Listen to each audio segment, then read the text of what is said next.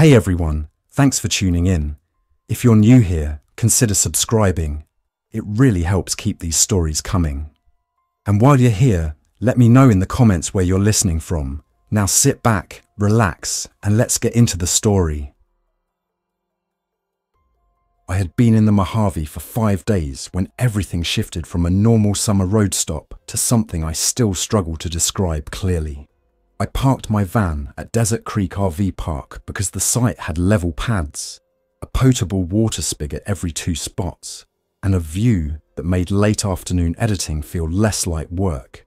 I was cataloguing pronghorn shots from the Black Rock Desert and a set of burrowing owl photos I'd taken near the Salton Sea.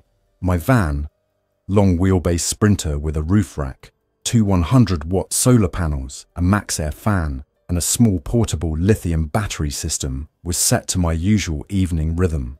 The induction cooktop sat on the counter, the Dometic fridge hummed, and my laptop balanced on a folding table I anchored with a small strap so it wouldn't slide if I shifted. The outside thermometer read 101 degrees Fahrenheit at 7:20 p.m. By 7:30 p.m. it dropped to 98 degrees Fahrenheit, which counted as cooling off in August out here. The park was half full. A few Class A coaches lined the outer loop, where you could see the highway shimmer.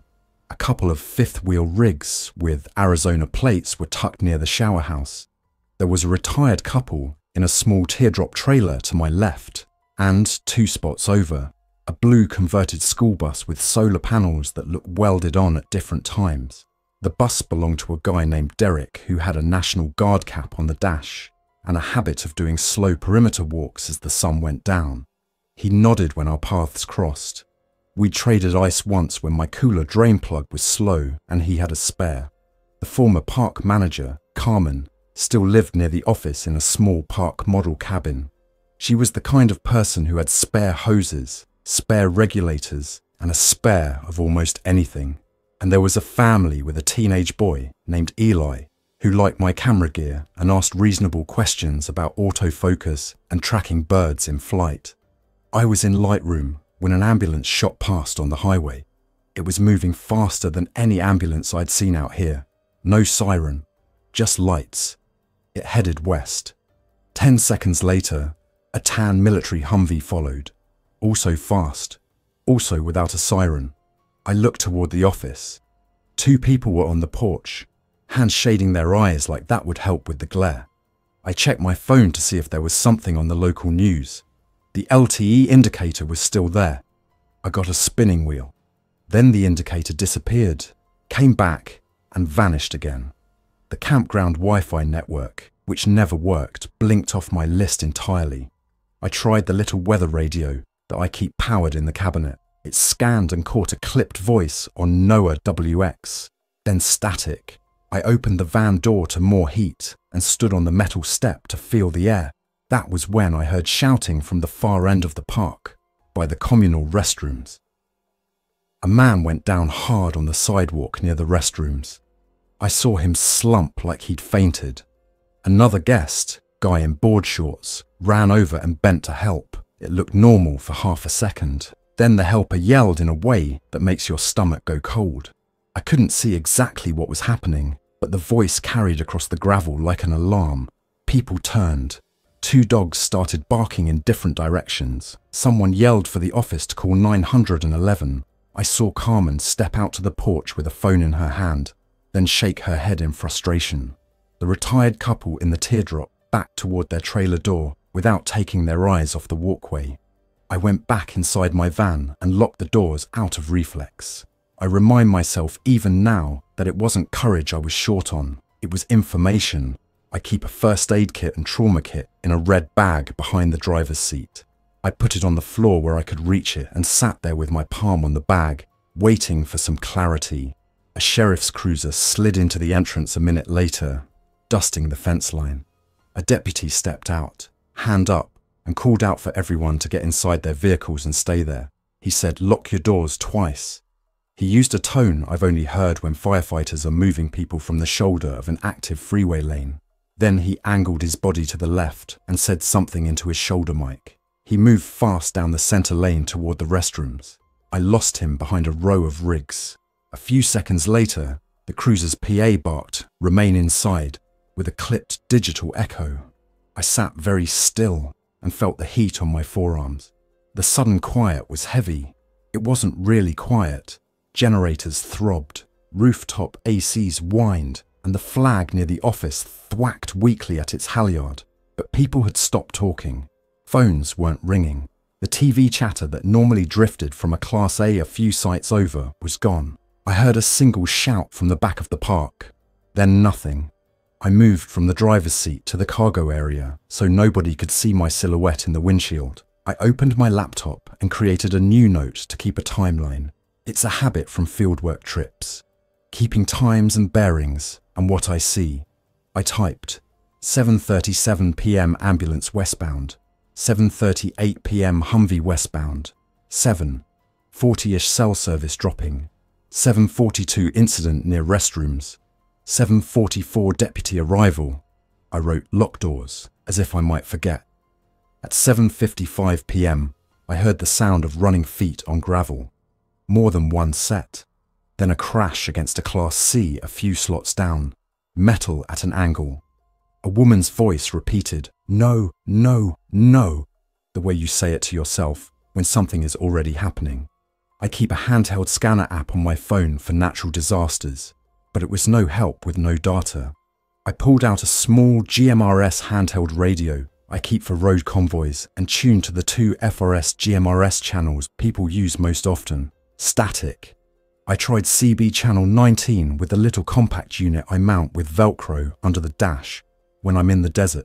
Nothing but hiss. The sun went down. The heat didn't. The park lighting came on in ugly pools around the office and along the walkway to the restrooms. Moths started crashing into the bulbs. I closed the blackout curtains I made with magnets and cut the roof fan to its low setting to preserve battery. I plugged the handheld radios into USB so they wouldn't die on me if I needed them later. I slid my camera bag under the bed so I wouldn't kick it by accident. I pulled the red trauma kit a little closer. I settled in to watch through a pinhole gap where curtain met window gasket.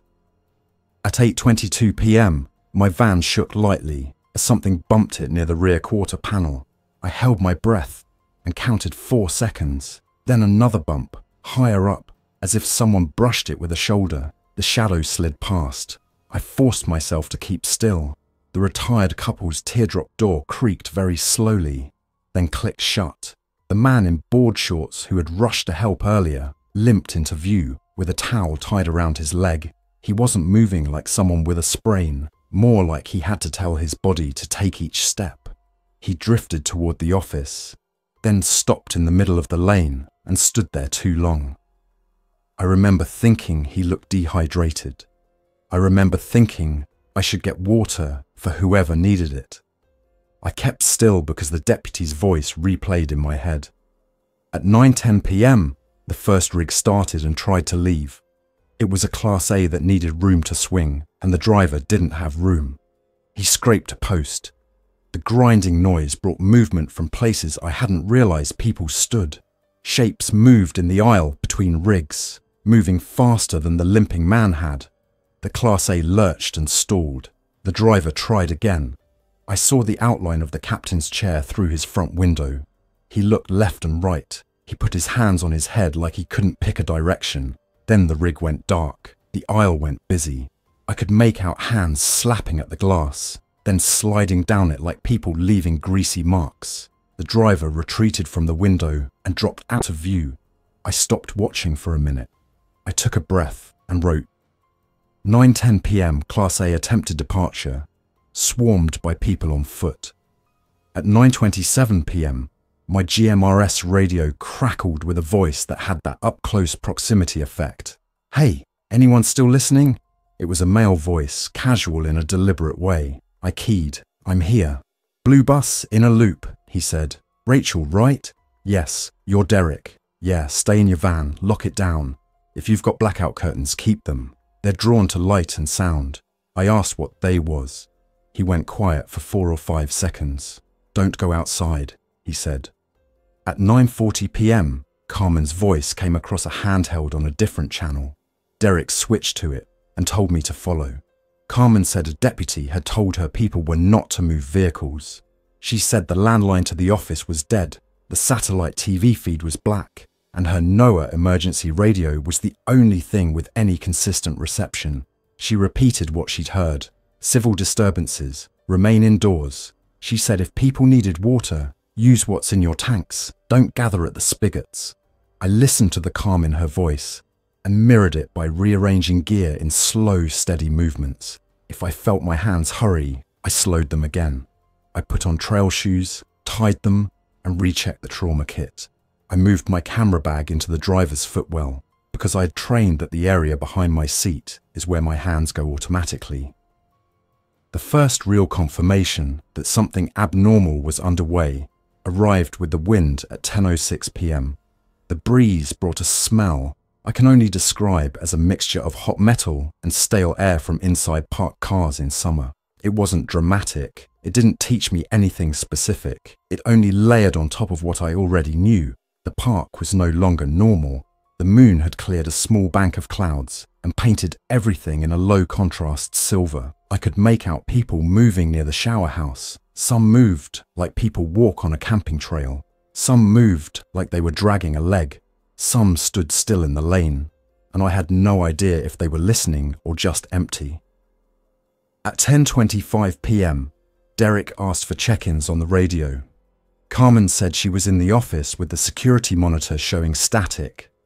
I said I was locked down in my van with enough water for a day and a half without refilling. Eli surprised me by answering on a cheap blister pack FRS radio. "We're in the trailer," he said.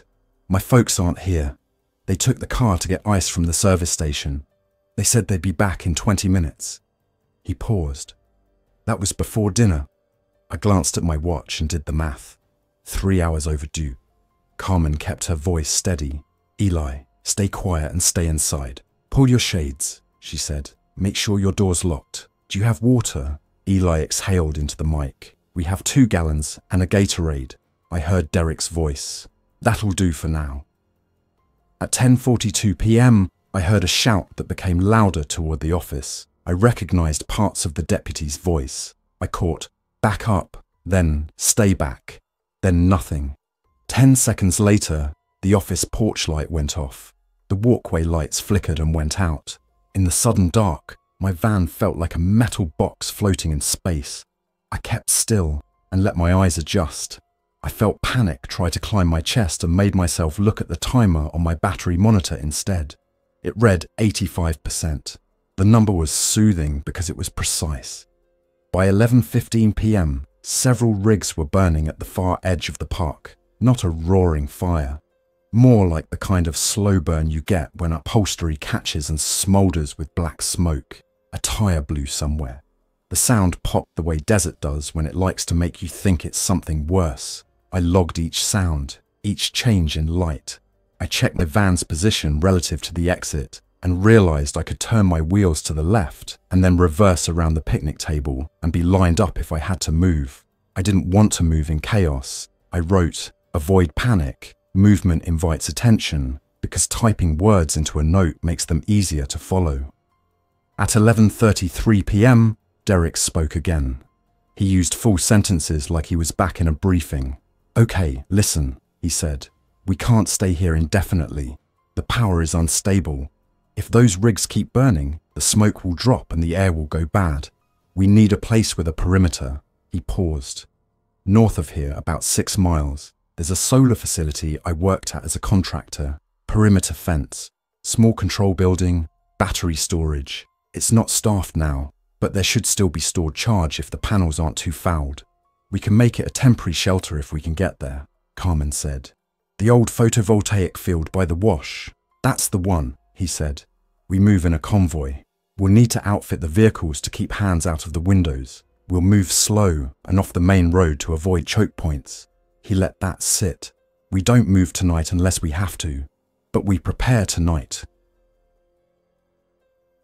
At 11:50 p.m, I unlocked my rear doors just long enough to pull my tool bin closer. I used a small driver to remove the bug screen frame from my rear windows and mounted a layer of 1 4-inch hardware cloth that I cut for a photo hide project last year. I layered it behind the screen so it wouldn't draw attention.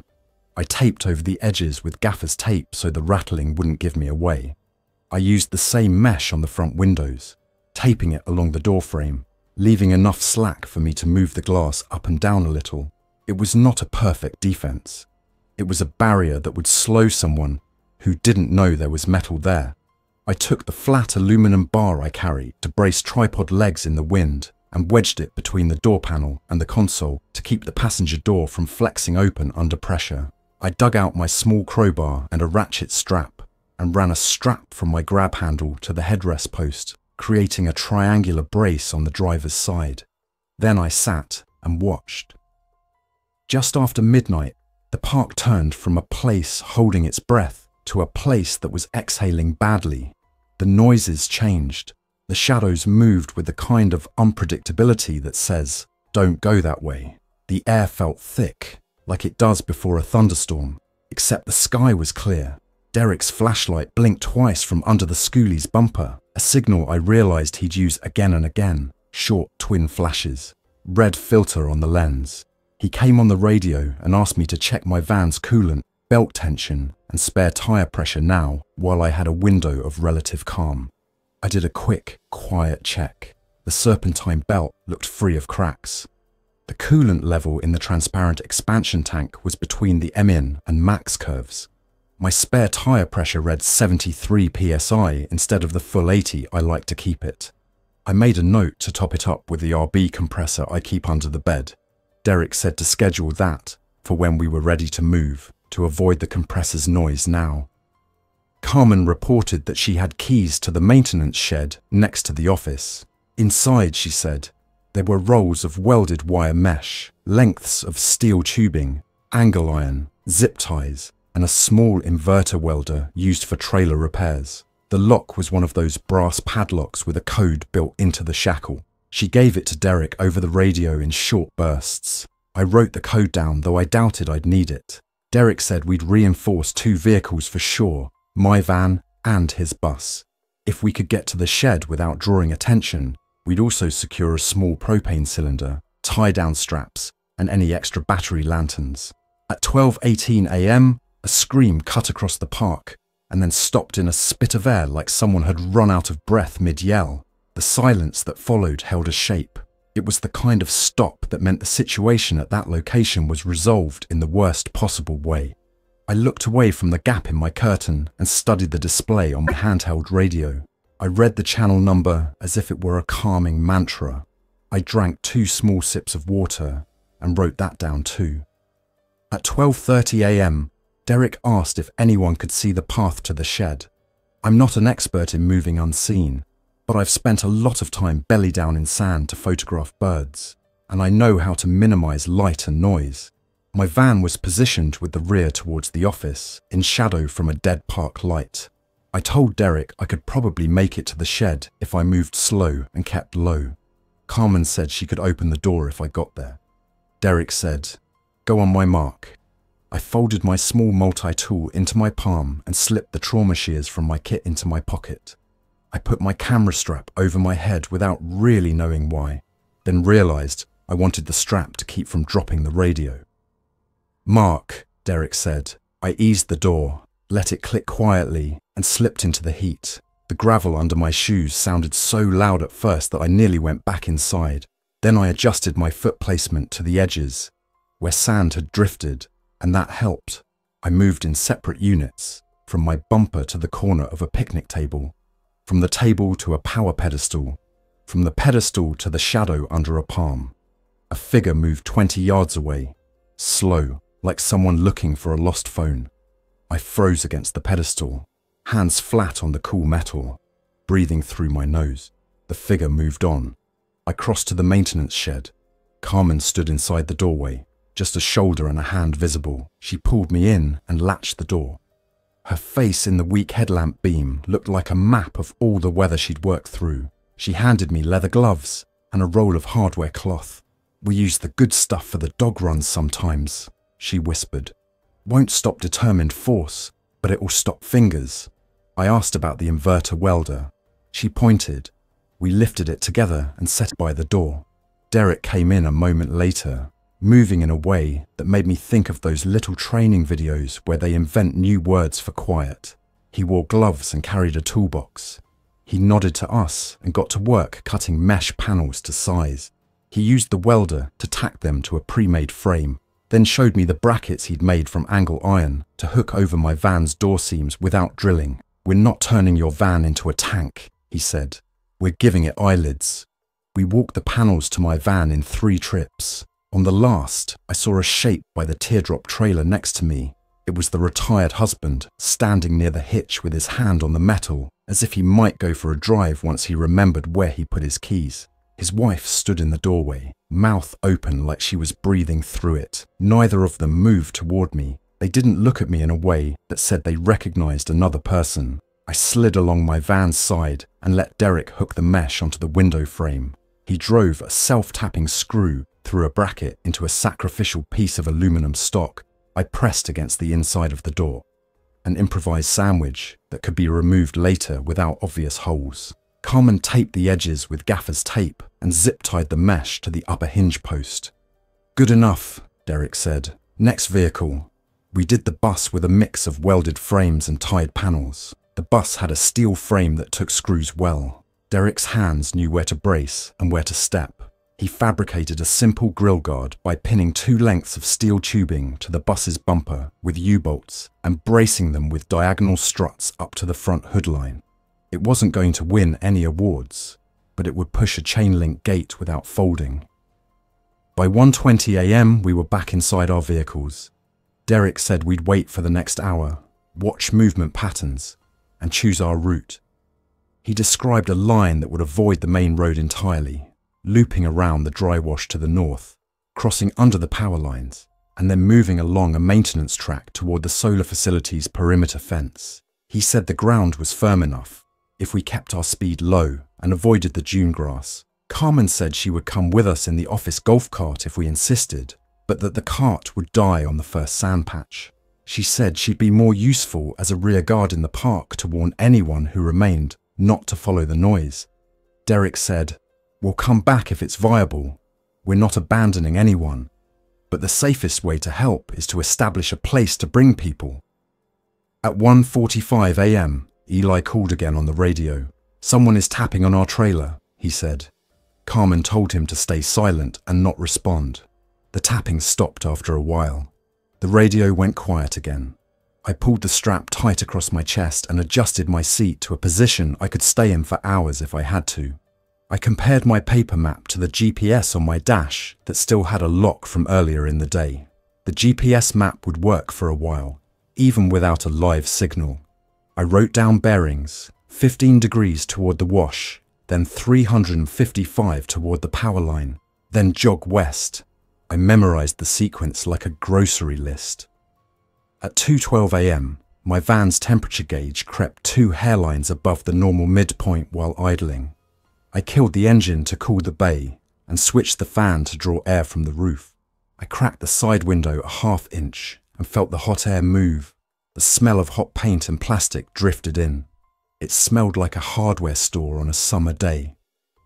Just before 2:30 a.m., a group of 5 people moved together between the rigs. They walked with purpose, but not coordination, like 5 separate tasks in the same program. Their heads didn't turn toward the light when my laptop's display dimmed. They paused when a generator coughed. They drifted to it and put their hands on the compartment door like they might open it if they could find the latch. They stood that way a long time.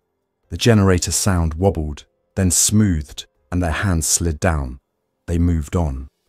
At 2:50 a.m., Derrick said, "We move at 3:10. That gives us 20 minutes to get motors up to temp and do final checks. Rachel, you lead. Your van can pick a cleaner line in the sand than the bus. I'll follow. Keep 10 car lengths if you can, so I have room if I need to swing wide. Use red light only outside. No white headlamps. We'll run parking lights only until we're off the park property. After that, cut them entirely unless we need to signal each other." He paused. "Eli, we're going to your row." Eli inhaled sharply into the mic. "Stay quiet," Carmen said gently. Listen to directions. Don't call out until you hear a knock like this." She tapped 4 slow beats with a knuckle near her radio's mic. I started my van at 3:05 a.m. and watched the temperature needle climb gently to its normal range. I checked oil pressure, voltage, and the RB compressor gauge. I plugged the compressor hose into the Schrader valve of the spare and brought it to 80 psi. The compressor thumped in the cargo space like a small animal trying to escape a box. I winced at the noise, but it was a controlled task, not improvisation, and that calmed me. I stowed the compressor, coiled the hose neatly, and latched the storage bin. I placed the Winchester rifle on my passenger seat, because that was where we had agreed it would live if it had to. Muzzle down, safety engaged, action clear until needed. Ammunition was in a small box on the floor, separate, as much for my nerves as for safety. I rolled forward at 3:10 a.m. I used only my fog lights, which on the Sprinter cast low and wide but not bright. I could see the gravel lane and the base of each power pedestal. My tyres made the kind of noise you hear in late-night parking lots when you're convinced the sound must be travelling a mile. I cut between my sight and the empty one across, aligning my bumper with the gap in the bushes that Carmen had pointed out earlier. Derrick eased the bus behind me with a patience I respected on a level I can't fully explain. He didn't rev. He didn't crowd me. He let me show him the line. We stopped outside Eli's row. I signalled with the van's marker lights. 3 quick clicks. I slipped from my seat and moved to the trailer door with my multi-tool in my hand like a talisman. I tapped 4 times, slow. Eli's face appeared in the small window. His hand pressed against the glass. The door opened a careful inch, then 2. He wore a backpack and held a water jug and a noise that was either a breath or a small, suppressed sob. I reached past the door and pulled it closed again on instinct, and then realised I hadn't checked the lane. I looked. The lane was clear. I opened the door again. Eli stepped out. He wore sneakers and a hoodie and looked both younger and older than he had earlier. He moved with the careful precision people use when they're going to cross ice. I put him in my passenger seat and buckled him in. "Hands on your thighs," I said. "Breathe slow. Don't touch the windows." He nodded. Derrick's bus rolled forward enough to cover our movement with its mass. We exited the park through a gap Derrick had widened earlier in the fence, with the bus's improvised guard, by gently pressing the chain link until the ties stretched and popped. The fence sprang back meekly after we passed, like fabric after you bump it with your knee. I turned north across flat desert crust and immediately felt the difference between gravel and open ground. The van tracked well if I held the wheel lightly and let the tyres find their own small adjustments. The bus wallowed but followed. We crossed the dry wash where the sand shone a little paler than the ground around it. I entered the wash on a diagonal to keep from bogging down. The van's rear twitched once and then set. I applied steady throttle and let momentum work. The bus followed with a rising engine note and a wiggle at the back that made my mouth go dry. It made it.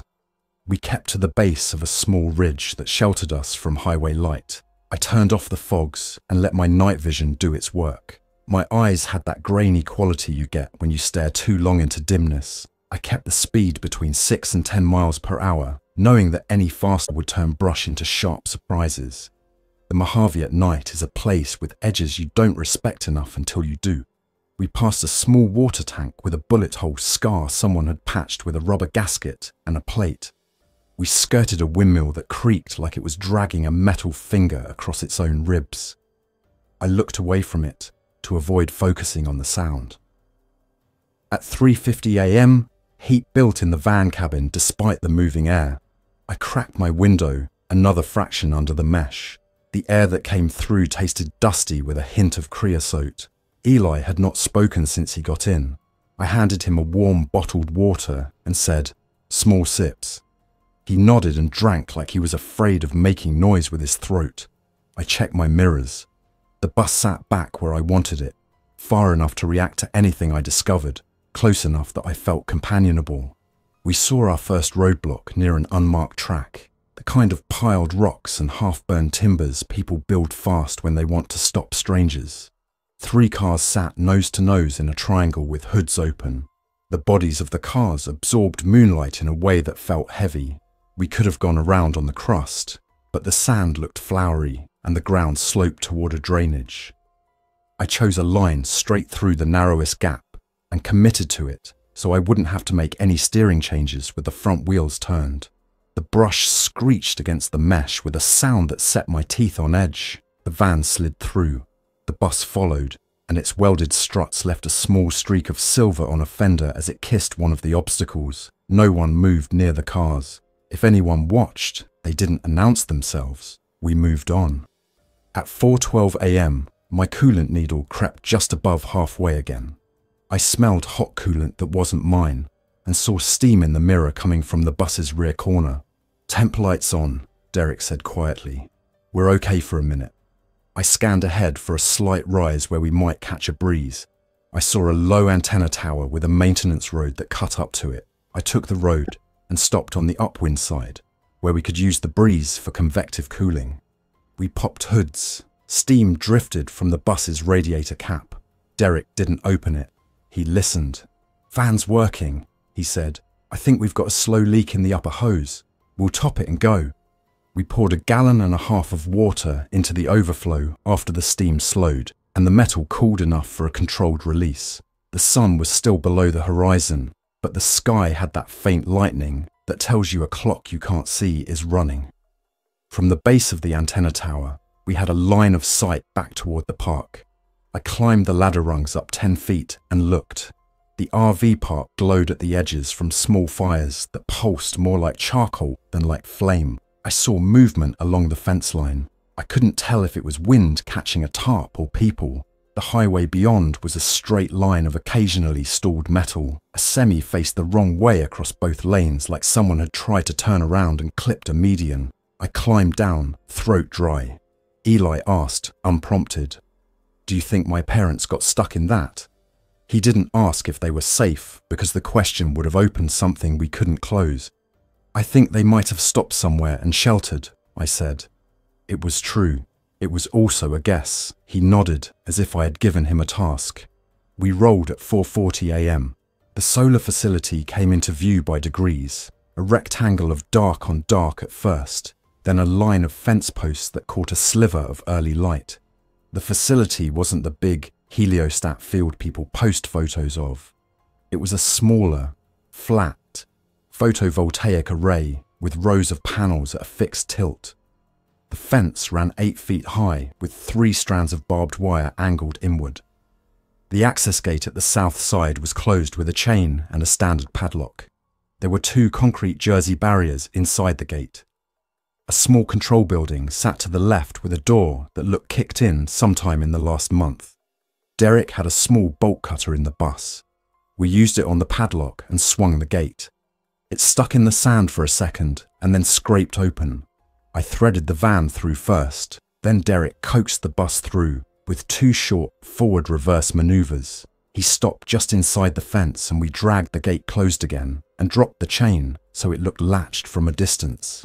Inside the fence, the air felt different. It wasn't safer because of the fence. It felt different because the space had a defined edge.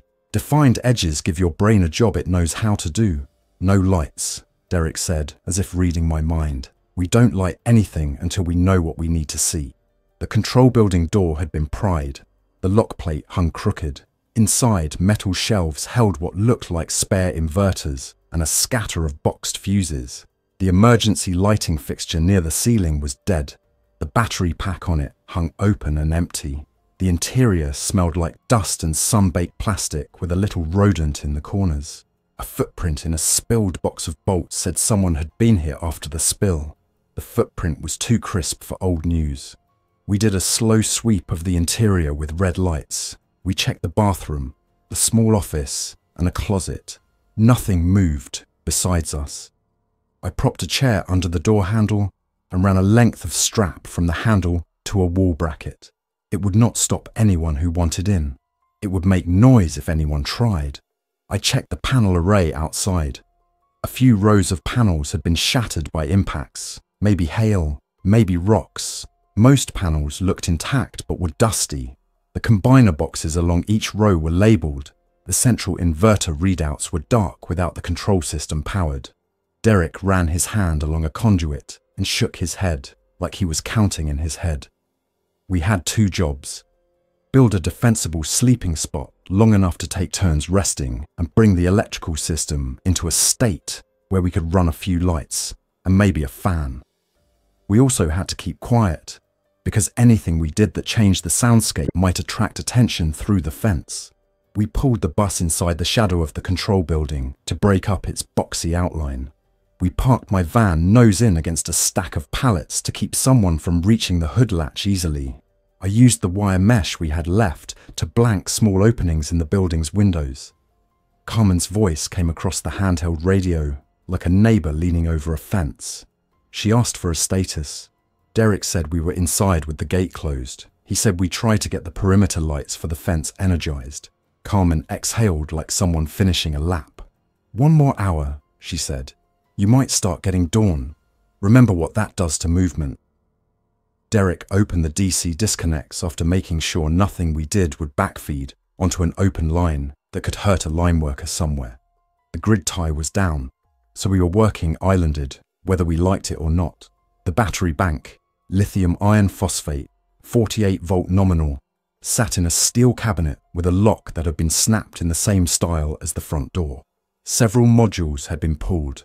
Someone had scavenged, but 3 remained, sitting at 60% state of charge according to the little LCD on the battery management unit, which still had internal power.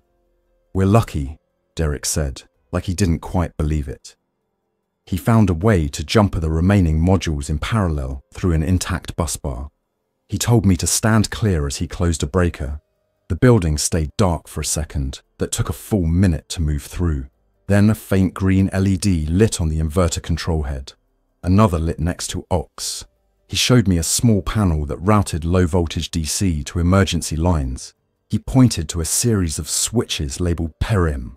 I flipped one. Nothing happened for 2 heartbeats. Then the fence line clicked to life in 2 sections as old LED floods woke and threw a soft white halo along the wire. It wasn't bright. It was enough to define the boundary and cast shadows long and flat into the desert. "That's good," Derrick said, not loud, just enough to show us what's outside. Movement arrived like an answer to the switch. Figures drifted along the fence line within 5 minutes. Some came straight to the light like moths. Some approached and stopped 10 feet away and swayed as if thinking. One put both hands on the chain link and stood like that. Fingers curled through the diamantine mesh. Another walked the fence like he was patrolling. I did not make eye contact with them. I looked at belt buckles and shoelaces and the way knees bent. I did not want to look at faces because faces hold more information than I intended to absorb.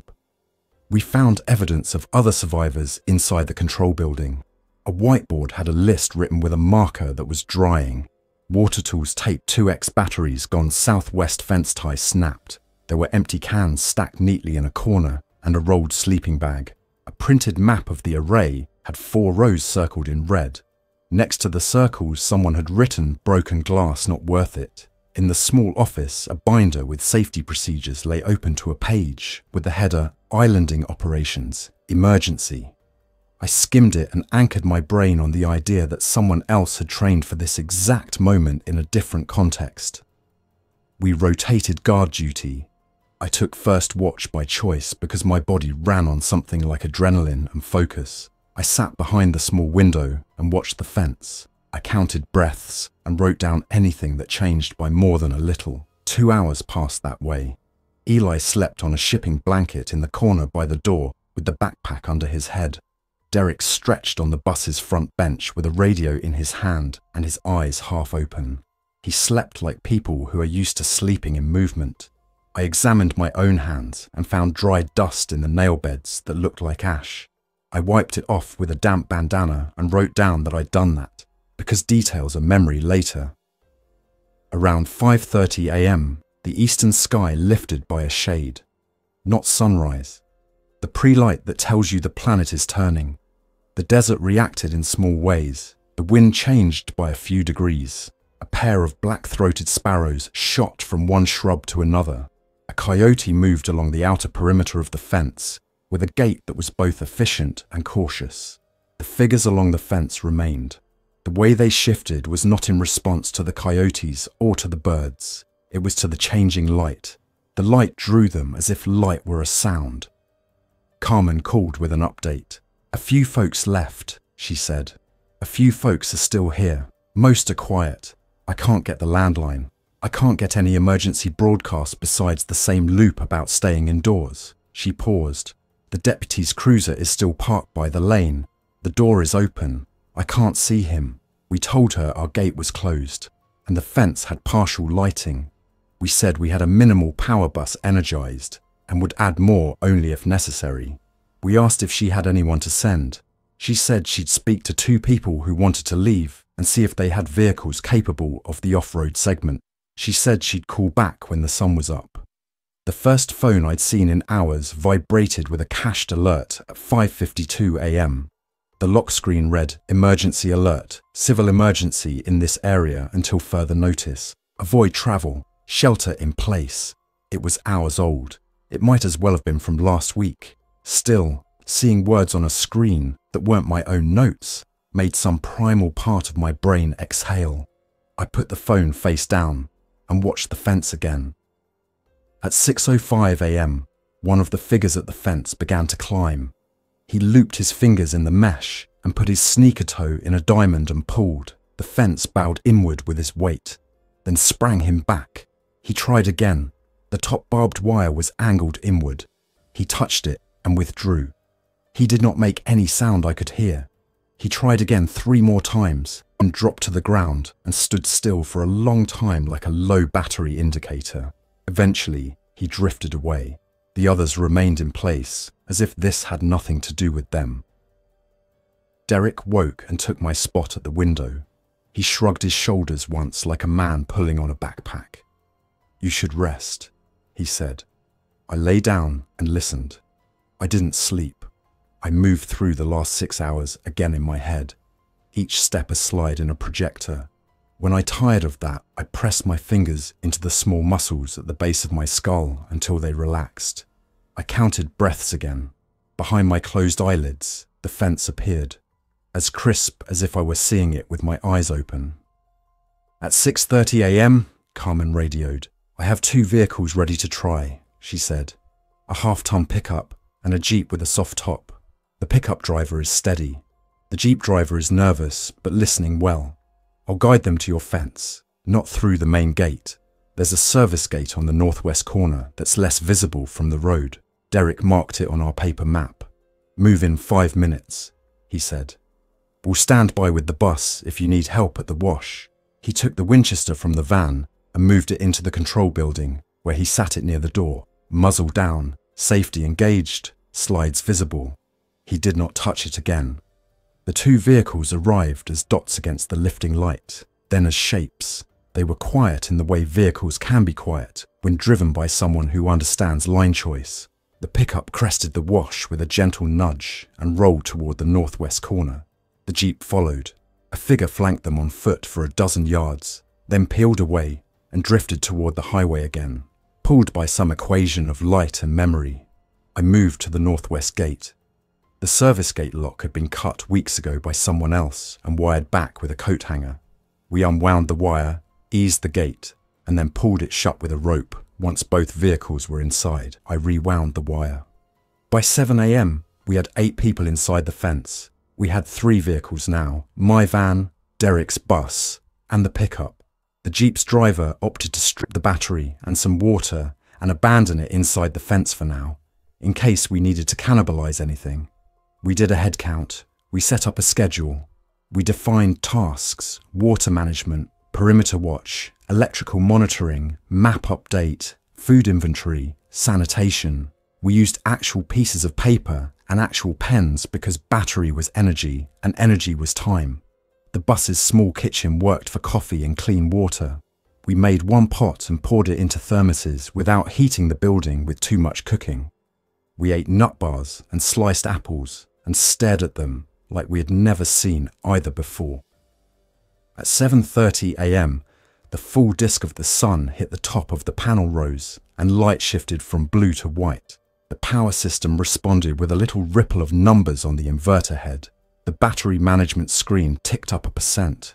The fence lights, which we did not need now, we left on for 1 more hour because I wanted to see what motion did relative to light when daytime washed most of the signal away.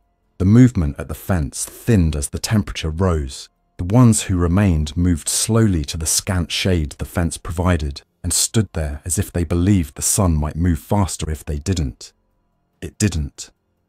We did a controlled walk of the array perimeter inside the fence line, 1 person at a time, never far from the control building, radio check every minute.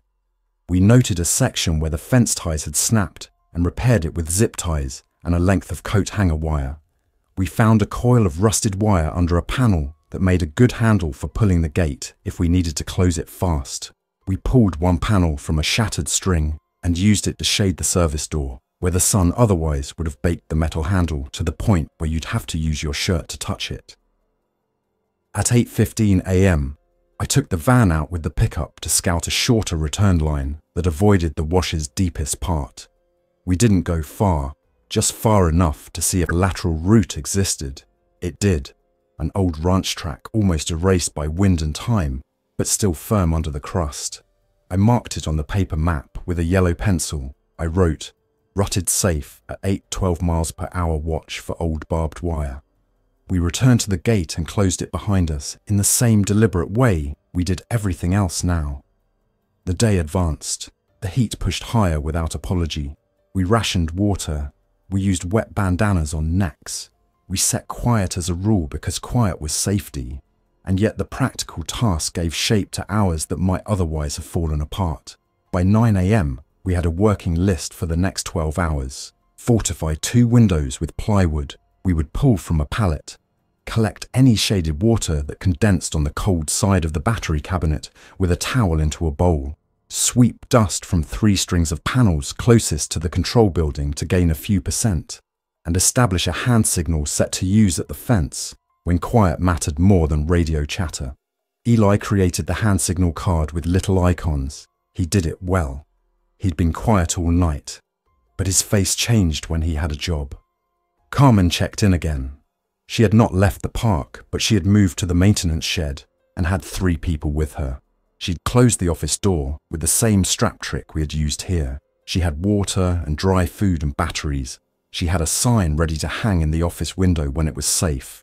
Shelter North, 6 miles, off-road. We told her not to hang it until afternoon, when the light burned high and motion dropped. We didn't want a streaming line of vehicles to the fence with no plan to receive them. She agreed. She always said copy, and I loved her for that. Mid-morning brought our first test. A pickup truck with a bed full of something under a tarp approached the fence on the south side. The driver stayed in the cab a long time, engine idling. He stared at the gate and then at the control building. He opened his door and sat with his feet on the ground, like he might be deciding where to step onto a dock that was moving with a tide he didn't trust. 2 figures on foot drifted toward his truck from the east. He didn't seem to notice. I stepped to the window and raised my hand in a slow wave, palm out, then pointed to my eyes and then to the figures approaching. He looked where I pointed. He closed his door and rolled forward. The 2 figures sped up. The driver drove along the fence line with his eyes on them like a hawk tracking a rabbit. He might have been able to reach the gate if we'd run to open it, but opening the gate would have invited in the 2 figures as well if the timing was wrong. We held position. He watched our hands. We showed flat palms, then together, then thumbs down. Our quick invented signal for unsafe now. He nodded once with his whole head like something loose had just fallen into place. He drove on. The figures followed him for a dozen yards and then turned back toward the light, pooling by the inverter house where the sun reflected. I made a note. Most are drawn to light and motion. Sound secondary if light present. By noon, the batteries had gained to 80% despite the damaged strings. We cut the fence lights and powered a fan inside the control room for 15 minutes on the hour to flush the space. We did not leave it running because constant sound is a beacon. We set a simple schedule: move tasks at 1 hour past, rest at 30 past if clear, eyes out at 35 past. Breathing through a day is easier with a mechanical metronome to hang it on. In the late afternoon, we heard a distant helicopter moving west to east. It flew high, then lower, then high again, as if piloted by someone who was also trying to figure out which of two jobs mattered more, scanning the ground or staying far enough above it. We stepped to the shadow and watched it pass. It did not circle. We could not know if the crew saw our little fence or the moving dots near it. Eli shaded his eyes with his hand out of habit. I told him to tuck into the shadow. He did. A minute later, the helicopter faded. We wrote, helicopter 3:42 p.m. High, no signal, no rescue pattern. When the sun began to drop, the figures returned to the fence line from wherever they had gone to shelter from heat. The pattern matched early morning, just in reverse. They moved slowly in the late light. The fence again became like a bar in a river, collecting drift. They pressed against the mesh without strategy. Hands were a problem, not the strength of them, the persistence. Fingers probe for openings the way vines do when they find a gap in a fence. The mesh held. The barbed wire did its job. But watching their persistence did something to my head I didn't enjoy. I walked away from the window when I felt my breathing shorten. I drank water, more careful sips than earlier, because we'd logged how much we had left, and the number looked less comforting in late afternoon than it had at dawn. Night returned. We did not turn the fence lights back on. We did not want to draw a living ring 2 men deep. We kept the interior lighting low enough to read by and no more. We did the quiet tasks of night, rotated watch, updated lists, adjusted straps on the gate, set out the next day's work, cleaned a workspace with a rag like that, could make a room safe by making it tidy. The perimeter was quieter without the lights, and that helped. It also made it harder to see. We traded visibility for quiet and accepted the trade because the third option, light and noise, did not exist for us.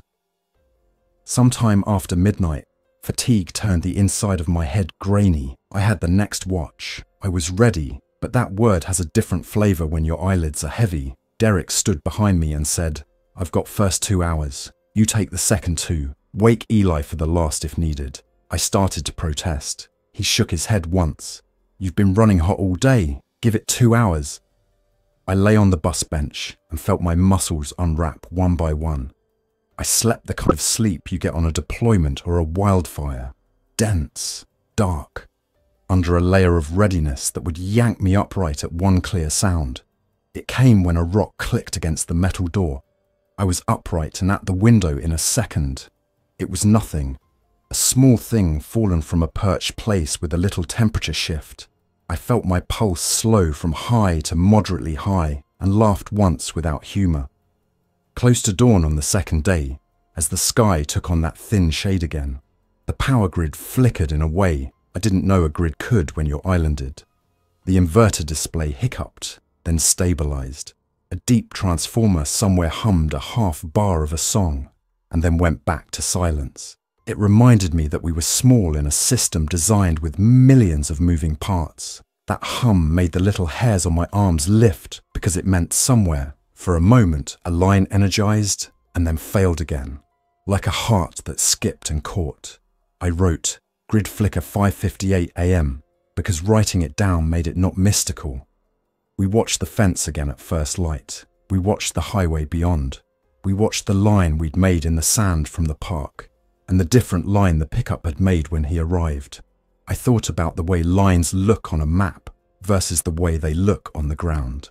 I thought about my normal life, angles, distances, habitats, focal lengths, and how they still existed, just in a different frame. We were not the only ones who had decided on a fence and a building. Out past the power lines, in the dull grey wash, I saw another rectangle of shadow that might have been a storage yard. It would have its own story. We would not go there today. Our story was the fence we could touch with our fingers, the gate we could tie with our own rope, the battery we could watch lift a percentage point with the sun, the schedule taped to the wall in handwriting I recognized as mine. The day built. Carmen's voice came back when we expected it, which did more for morale than coffee would have. She had moved 2 more people to small sheds with doors that closed. She had built a barrier at the park entrance using RVs as blocks, so anyone arriving had to stop and think. She asked if we had capacity for more. Derrick did a calculation with his finger in the air that probably tracked water per person per day and space per person per square foot. He said we could take 4 more without reducing margins to the bone. She said she'd send 2 that afternoon if the light stayed like this. By the time the second sunrise hit the panel squarely, I had the thought I'd avoided for 24 hours. It arrived complete and calm. This was sustainable for a few days if nobody did anything foolish. The task would be to extend that window without adding risk. The next step was to build out shade, pull more undamaged panels into service, and establish a routine for cleaning the strings closest to us without drawing attention. The step after that would be to decide whether this was a place to bring people to or a place to stage from. The step after that would be to ask where the nearest water beyond our tanks might be in a world where the pumps might not turn on when you flip the switch. Each step was a day. Each day had a sunrise and a sunset and a set of tasks. Thinking in days kept the future from rushing in and making my hands shake. I sat in the doorway of the control building at 6:20 a.m. and watched the first rays sweep across the desert floor. They moved across the panel rows like a slow shutter. The fence made a long, thin line of shadows stretching west. The figures at the perimeter were fewer and farther between, like punctuation marks in a sentence we were still learning to read. The battery display ticked upward as the light strengthened. Somewhere in the distance, a transformer did that half-bar hum again and then stopped. The fan inside the control room cycled once, pushing cool air over my face. The bus's silhouette leaned against the building like a big, square shoulder. The grid flickered one more time and then settled to its silent state. The sun hardened the sky into that pale blue that means heat is coming.